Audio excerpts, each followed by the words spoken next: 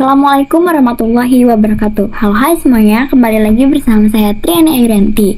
Nah, untuk di video kali ini saya akan membahas tentang networking models. Ada beberapa cakupan materinya, yaitu yang pertama ada konsep, ada TCP/IP model, ada encapsulation dan decapsulation atau name of TCP/IP mesh, dan juga ada oscillator model. Kita langsung saja yang materi pertama, yaitu konsep. Ketika kita berbicara tentang network model, ini akan berkaitan dengan jaringan komputer, ya, dimana jaringan komputer itu mengacu pada perangkat komputasi yang saling terhubung serta dapat bertukar data dan berbagai sumber daya satu sama lain. Kemudian, langkah yang tepat dalam memasuki pembelajaran administrasi jaringan seperti Cisco ataupun yang lainnya, kita perlu menguatkan basic fundamentalnya teman-teman. Untuk menguatkannya, kita harus memahami networking model. Nah, networking model ini adalah suatu aturan yang mendefinisikan bagaimana kumpulan perangkat komputer bisa saling terhubung dan terkomunikasi. Perangkat komputer itu ada banyak, ya, tidak hanya komputer. Contohnya itu ada server. Itu pasti berasal dari berbagai vendor. Nah, kata kuncinya di sini adalah di mana antara vendor-vendor ini bisa berkomunikasi satu dengan lainnya. Karena itu, agar bisa saling berkomunikasi dibutuhkan yang namanya aturan yang biasa kita sebut dengan yang biasa kita sebut dengan networking models. Jadi, bagaimana di setiap vendor itu dapat saling berkomunikasi dengan open standard networking models yang tersedia. Untuk saat ini, open standard networking models yang tersedia dan terkenal itu ada dua, yaitu TCP/IP model dan OSI model. Nah, kemudian setiap vendornya itu pasti memiliki model tersendiri ya. Contohnya pada tahun 1974 IBM membuat networking models yang bernama SNA atau System Architecture Network. Kemudian setiap vendor memiliki networking model tersendiri, maka timbullah masalah, yaitu jika suatu jaringan komputer terdiri dari beberapa vendor dan setiap vendor memiliki networking model tersendiri, maka akan menimbulkan kesulitan menghubungkan antar vendor karena mereka semuanya memiliki modelnya sendiri-sendiri. Kemudian datanglah open networking model sebagai pembuka agar setiap menjembatani antar vendor tersebut. Jadi setiap vendor itu hanya menggunakan satu network model saja yang sama, entah itu OSI model ataupun TCP/IP model. Untuk sejarahnya, yaitu OSI ini dibuat International Organization for Standardization atau ISO, dan TCP/IP ini dibuat oleh US Department of Defense. Untuk saat ini yang paling familiar digunakan ialah konsep TCP/IP model, dan untuk media pembelajaran yaitu OSI model. Tetapi teman-teman tidak usah khawatir karena dua-duanya membahas aturan jaringan komputer. Setelah open networking model muncul dan tersedia, maka setiap vendor bisa saling berkomunikasi karena menggunakan networking model yang sama, baik dari vendor IBM ataupun vendor mikrotik seperti Cisco, karena menggunakan networking model yang sama, maka semua vendor bisa saling berkomunikasi.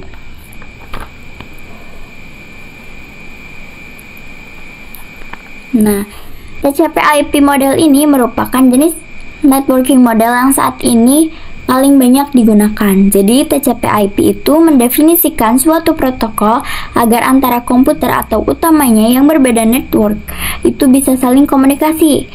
Nah, untuk membantu dalam memahami step networking model, yaitu dipecah menjadi dua bagian kecil yang disebut sebagai layer. Nah, Secara dokumentasi, TCP/IP model terdiri dari 4 layer. Namun, penerapan dalam realnya networking itu atau TCP/IP model ini lebih mudah untuk dibagi menjadi 5 layer. Yang dimana kalau 4 itu dibawanya dari bawah, yaitu networking access, internet transport, dan application. Terus juga ada physical, data link, networking, transport, dan application. Oh ya, TCP/IP juga ini merupakan suatu protokol agar perangkat komputer yang berbeda vendor itu bisa saling berkomunikasi.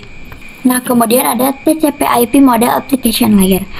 TCP/IP model application layer ini seperti yang kita singgung sebelumnya, bahwa jaringan komputer adalah sesuatu yang rumit dan kompleks, baik itu dari perangkat-perangkatnya, media penghubungnya, sampai pada aplikasi di dalamnya, seperti router board yang disediakan oleh MikroTik, I/O yang disediakan oleh Cisco, kemudian web server yang disediakan oleh Google, dan lain-lain. Nah, dari situlah fungsi dari networking model ini yaitu untuk menyediakan ketuk bahasa atau agar varian vendor bisa saling koneksi antara operator standar networking model yang lainnya.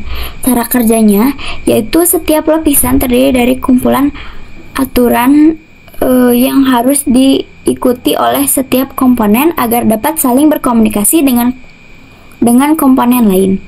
Dengan demikian, secara sederhana, tujuan dari networking model ini adalah sebagai acuan aturan yang harus diikuti oleh pembuat perangkat atau vendor. Untuk yang tidak menggunakan networking model akan sangat acak-acakan nantinya dan juga tidak struktur. Nah, untuk yang menggunakan networking model ini, maka fungsi dari jaringan komputernya itu sudah berjalan dengan baik sesuai aturan, bukan hanya vendornya aja, tapi juga untuk penggunanya dimudahkan dalam memahami yang lain-lainnya. Kemudian, application layer juga berfungsi sebagai antarmuka dengan aplikasi, mengatur bagaimana aplikasi dapat mengakses jaringan, dan kemudian membuat pesan-pesan berskala.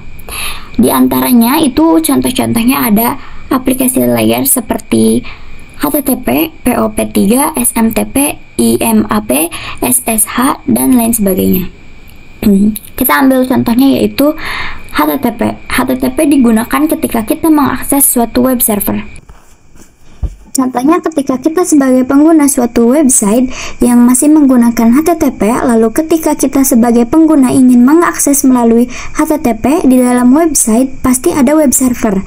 Kesimpulannya, ketika kita pengguna melakukan request suatu website, maka nanti si web server akan mereplay request tersebut yang berupa HTTP header. Dalam HTTP header terdapat banyak informasi, di antaranya yaitu informasi status, di antaranya ada 200 OK dan juga ada 404 not found.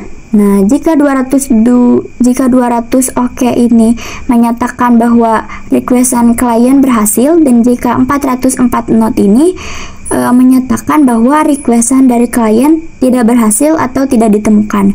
Selain HTTP header, maka nanti web server itu juga akan memberikan informasi data yang sudah di request.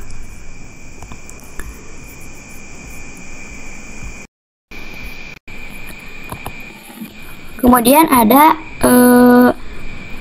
TCP/IP model transport layer. Nah, fungsi dari transport layer ini adalah menyajikan atau memberikan server ke application layer atau transfer data. Untuk transport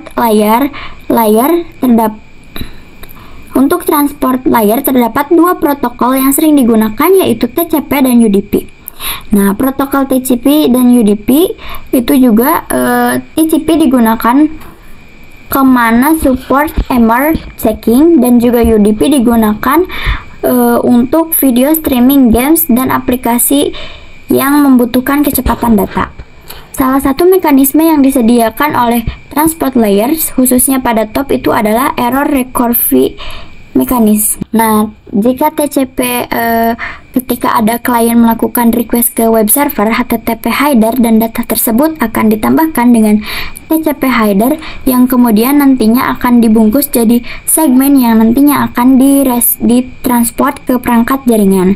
Masalahnya respon yang diberikan oleh web server itu hilang atau error di tengah jalan, mungkin di jaringannya overload atau data tersebut artinya sudah banyak komunikasi dan bandwidth yang tidak mencukupi. Jika terjadi seperti itu, maka klien akan melakukan request lagi dan web server akan mengirimkan ulang paket yang hilang. Nah, UDP ini dia tidak peduli jika klien melakukan request ke web server, lalu web server akan mereply melalui HTTP header dan TCP header. Jika ada paket yang hilang, UDP akan bodo amat dan tetap mengirimkan pada klien. Kemudian ada TCP/IP model network layer. Nah, untuk network layer hanya terdapat satu contoh, yaitu IP. Nah, terdapat dua jenis IP address, yaitu IP versi 4, yaitu pengalamatan 32 bit. IP versi 4 terbagi menjadi 4 blok. Setiap blok ada 8 bit. Jumlah maksimal hostnya itu ada 4,294, 9,67,296. Dan untuk IP versi 6 nya pengalamatan 128 bit. IP versi 4 ini terbagi menjadi 8 blok. Setiap bloknya ada 16 bit. Dan IP menyediakan dua fitur yang sangat penting, yaitu addressing dan routing, yang dimana berfungsi untuk menangani konektivitas dan IP menyediakan dua fitur yang sangat penting, yaitu addressing dan routing, dimana berfungsi untuk menangani konektivitas dan pemilihan jalur. Setiap perangkat jaringan memerlukan alamat unik di jaringannya. Nah, addressing ini, jadi kalau yang addressing itu bahwa IP address itu sendiri yaitu memberikan nama pada perangkat di jaringan komputer. Dan untuk routing ini, routing adalah salah satu fitur yang disediakan pada IP di bagian network layer yang bekerja layaknya kantor pos mencari rute tercepat untuk sampai tujuan. Selanjutnya ada TCP/IP model data link layer dan juga physical layer. Data link layer mendefinisikan protokol yang dibutuhkan pada physical layer. Salah satu fitur pada data link layer ialah FCS atau Frame Check Sequence, yaitu error detection mechanism yang hanya mendeteksi error tanpa recurve. Addressing yang digunakan pada data link layer adalah MAC address.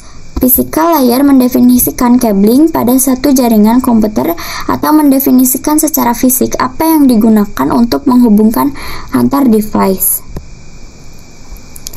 Cabling pada physical layer menggunakan wired dan wireless. Jika mempunyai suatu perangkat yang ingin berkomunikasi dengan perangkat lainnya, maka dibutuhkan perantara yang dihubungkan menggunakan wired ataupun wireless, dan biasanya menggunakan kabel UTP yang berbasis wired, sedangkan yang menggunakan gelombang elektronik itu berbasis wireless.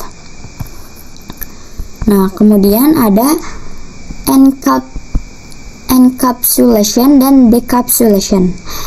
Encapsulation ini adalah proses membungkus data dengan header pada data di setiap layernya. Adapun decapsulation maka itu sebaliknya, yaitu dimana membalikkan proses dengan menghapus informasi sehingga perangkat tujuan dapat membaca data asli.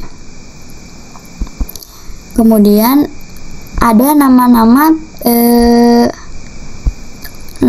TCP/IP message. Nah, jika kita memiliki data berawal dari application layer, kemudian diarahkan ke transport layer, ditambahkan UTP header dan ditambahkan atau UDP header. Nah, nanti nama dari message-nya ini adalah segmen.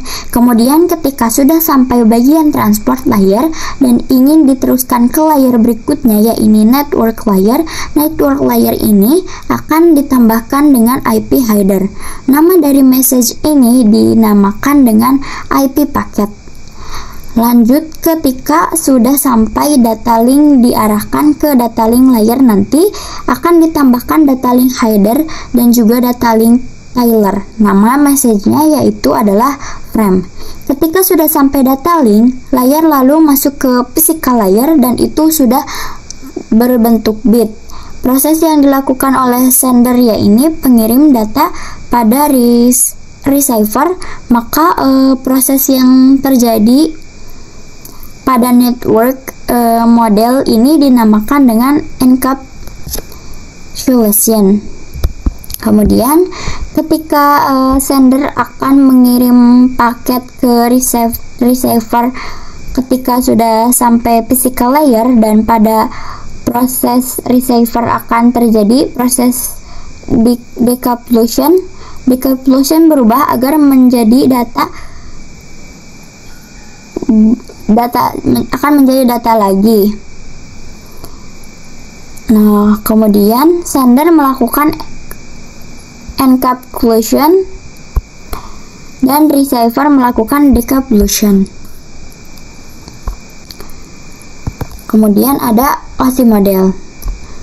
Untuk saat ini, model yang sering digunakan hanya TCP atau IP, karena untuk dari sisi perkembangan protokol atau modelnya, TCP/IP itu lebih dominan dibandingkan OSI layer. Nah, namun OSI layer ini biasa dipelajari karena mudah dipahami.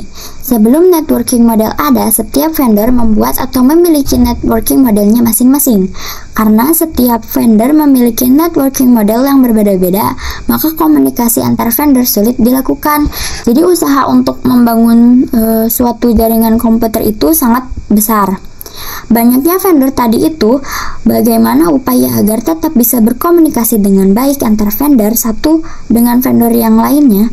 Oleh karena itu, dibuatlah sebuah model atau sebuah standar atau spesifikasi minimum oleh ISO atau International Organization for Standardization pada tahun 1984, yaitu dengan nama OSI atau Open System Interconnection, atau bisa juga disebut dengan OSI 7 Layer Model. Nah, terdapat 7 lapisan layer pada model OSI, yaitu yang pertama ada application layer, ada presentation layer, session layer, transport layer, network layer, data link layer, dan physical layer. Nah, lower layer itu berkaitan dengan user interface, data formatting, dan communication session atau 1-4-nya. Nah, upper layer itu berkaitan dengan bagaimana data itu mengalir dari yang 5-7. Nah, sekian materi yang bisa saya sampaikan. Mohon maaf apabila ada kekurangannya. Wassalamualaikum warahmatullahi wabarakatuh.